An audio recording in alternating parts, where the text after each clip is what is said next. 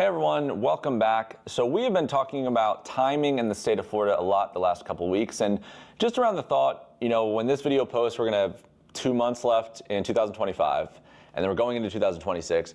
Is there any reason at all that it would make sense to do something now versus waiting? It's that age-old question. This just happens to be a very, very unique time because it's just unusual. I'm someone that I think there is a school of thought that says for certain people, it could make sense to do something now. One, if all is equal and you're just waiting for like a gold rush, but technically you like what you saw now and you could do something, I don't know if we're going to have like a bottom falls out necessarily. You never know. We're in one of the biggest leverage times probably ever in this Q4 for incoming buyers from out of state. I mean, they're throwing the house at people as far as incentives and discounts when it comes to new construction. You have high inventory, like you can't call your shots, but you can get way more dangerous than you could 3, 4, 5 years ago. With all that being said, if anything's awkward at all for you and you're forcing square peg in a round hole, one of the benefits we have is that 2026, I don't think it's going to be materially different than 2025. So if you think you're going to miss out by not doing something now, I don't know how much of that is true either. Today, I want to break down the 5 main reasons that I think it would make sense for you out of state to wait into 2026 to make a purchasing decision. I hope you enjoy. My name is Adam Hancock, and let's begin. All right, number 1 on my list, no particular order, is those who are waiting for a market dip, more of a normalization, price decrease, etc. Now, I would frame this one personally as much more in the, if you don't love anything you're looking at right now, like there's nothing climatic enough for you to do something, then maybe you wait because of that reason, you find something in Q1, and you also get the benefit of that in this particular order. Because to me, Southwest Florida is still Southwest Florida. If you're watching this channel, it's very possible you're targeting Sarasota's greater metro and then everything else.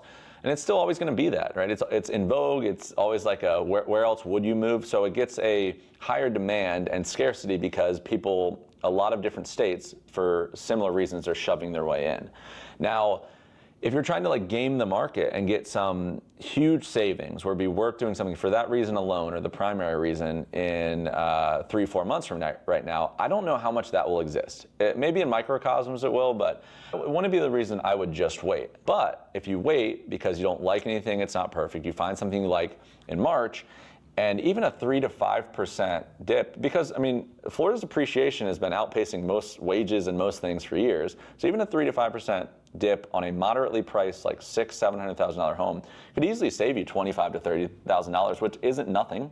It's more than a couple months of rent. So if all of these things collide at the same time, I think it's more of like kind of a nice extra bonus than it is as a primary reason that would change the decision I was making. All right, reason number 2 is the folks that are still uncertain in any capacity about where they want to be exactly in the state of Florida, but probably more importantly, if you're down this deep in the funnel, where you want to be within the individual metro that you already know that you're moving to. Because there's a big difference between, even if you visited town a couple times to try to like figure out the house thing, what part of town you might like, and trying to do all this at once. Huge difference between coming 4 days at a time versus being there day to day. There's just no way to replicate how the vacation shopping feels versus living there for a year. And I'm sure we've all moved to places and then realized once we got there that, 5 miles to the left would have been absolutely ideal, but there's no way I could have figured that out just visiting here a few times. And this means, waiting doesn't mean just waiting to move, it's just waiting to buy. So maybe you sell that house, you come down here, you rent for a little bit and you figure all that out. Now you need to probably vet out the full economics of all the moving parts, right? Because you're gonna have double moves, you're gonna have maybe a rent interim option, all these kind of things. But being able to say like, okay, I want to leave New York and go to Florida and know that's a fact and not have to figure out 100% of it. But you do know you want to leave. So you could sell that house, take that equity, not do another winter maybe on top of that, get down here, take a breath, do it calmly, do it poised, test drive the lifestyle. And as long as you're not taking a big hit money-wise to do so, then I think it can make it's probably the main reason I would say that people wait is because it's just a lot. And then you could even make the argument for, okay, yeah, I'm renting and I'm throwing that money in the air kind of, but at the same time, what is it costing me to stay in a high-priced, high-tax state? So if you have any uncertainty, then I think a lot of times it makes sense to wait. All right, number 3 is buyers who budget hinges more than not on interest rate fluctuation. Oh, and by the way, before I continue on here, I wanted to mention one thing real quick. If you're enjoying today's video, And if you've not already done so, the first link in the description box below, we'll try to put the URL up here as well, is my bi-monthly email report. I think it's probably one of the best things that we put out if you like any of this kind of content. So it's going to have our favorite quick move-in homes on new construction across Southwest Florida every 14 days. It's going to have our favorite discounts and incentives that builders are offering, or sellers, or whoever is offering. We're going to have, if you're looking at this community, you should also look at these things, and real estate insights and a lot more there. So check that out. It's just a simple 2 times a month email newsletter, description box below. And let's continue. If you're someone that at the price point and whatever you're trying to figure out, like a half a point of interest rate, even a point maybe, it makes or breaks the whole thing, right? Like you want this house, and you would get this house at 6.5%, but you could get this house if it was at 5.9 or something like that. Or you're just uncomfortable with like how much of your income is going to what your mortgage payment is and all these kind of things. Then waiting to see if there is going to be a dip, which people go back and forth on, and like that's the problem, right? I don't know if anyone has a crystal ball, but people go back and forth on it. But if you have time, and you're like, right now is not my favorite, and maybe it'll go lower, and you want to wait, I think that it could possibly make a difference. Now, I don't want to be like my strengths or my weaknesses kind of a situation with this video and not make it sound like there isn't true negatives, but this would be one category that I'd really look at if you're going to buy a new home, especially leveraging the interest rate buy downs from the builders. You know, I've seen they're doing buy downs on 30-year loans in the 4.5s, 5s. They're doing, if you go, I really like the 7-year ARM, so it'll go variable after 7 years. A lot of people don't stay in homes for 7 years. But they're doing rate buy downs of like 3.8, 3.9%. So you could say, you could juxtapose waiting and you end up here, or you leverage, if you can't work out the rate buy down, then you're already here, right? So you could leverage that and say, would this make more sense to me? How much would I save per month? And then the one caveat I throw in the back of that is if interest rates drop, then a lot of other people care too. So because you get the benefit of a lower price, then you're going to have the negative of a lot more buyers competing with you demand-wise, because everybody kind of jumps in if it changes at a national level.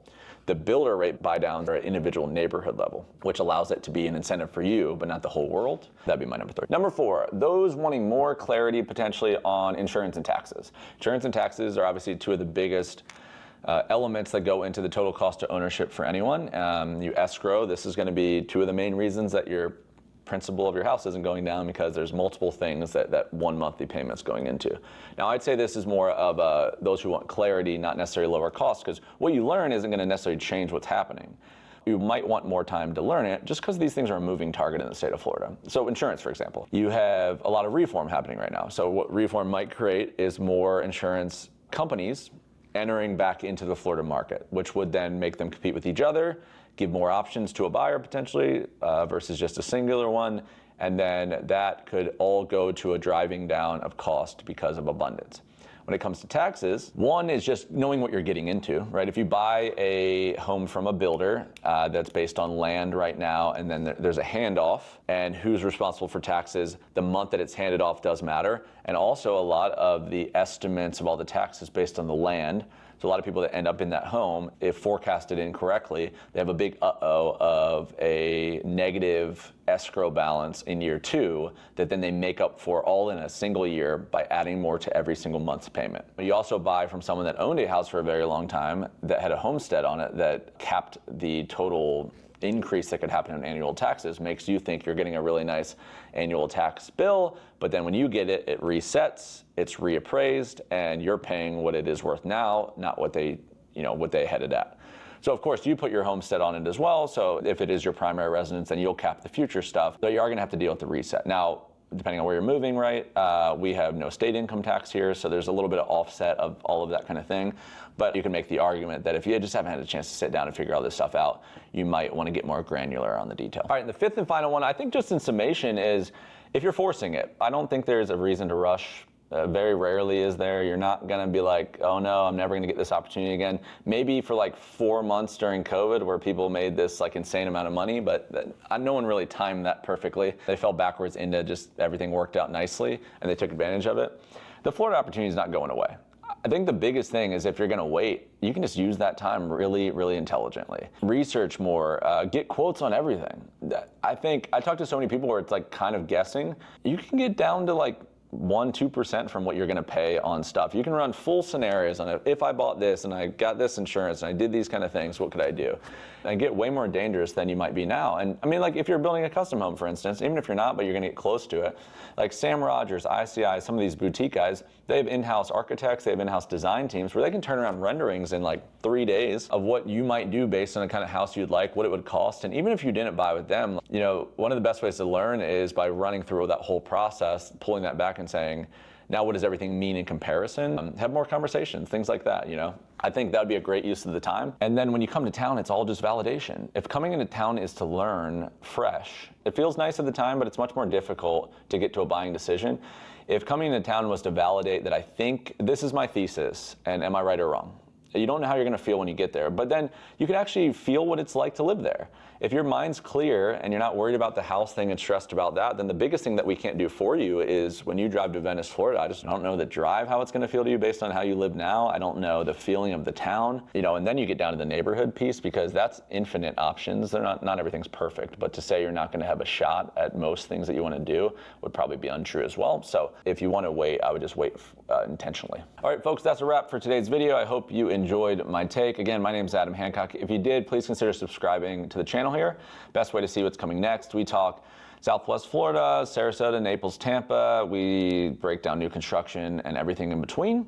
I mentioned at the beginning of the video, the first link in the description box below is our bi-monthly email report. It gives you a bunch of stuff that's just more real time. It's hard to get elsewhere, so it's going to be our favorite quick move-in homes right now. We're pre-permitted new construction options that close quicker, discounts, incentives, rate buy-downs, design center dollars, whatever people are offering and where. I think neighborhood comparisons are big, so everything you're looking at some point, you're going to want to know what else you should be looking at so you don't have regrets. We cover that, and then all my other thoughts within a 14-day period, basically in a brain dump fashion. That's in the first link in the description, like I mentioned. Of course, if we can help you in the Southwest Florida real estate market, please consider reaching out. It's a real nice consultative approach. We're a full-scale residential real estate brokerage, but it's boutique. So our brokerage does not exist outside of what we're doing here. It is to facilitate the on-site presence when you come to town. That's the entire purpose. There's not a bunch of people doing this and then Adam's over here. It's a baton handoff. So it's called the Sunshine State Company. Even if you're a year and a half out, I mean, all of our people are out of state, right? So all the timelines are similar. A conversation early and often, it kicks the stone down the road way faster, right? Because if you're running down rabbit holes where one conversation would have changed the hole that you dug, I wouldn't feel bad that you think you're far out and you're wasting someone's time or you're gonna get harassed by real estate agents or any of that kind of stuff. We exist to not be that, basically. So if you like any of this content, then I think if you gave us a chance to do that, I think you'd see what I'm saying there as well. I think that does it. The website has some more relocation guides, written word versions of the videos, things like that as well. Thank you guys so much for consuming my content. We'll see you on the next one.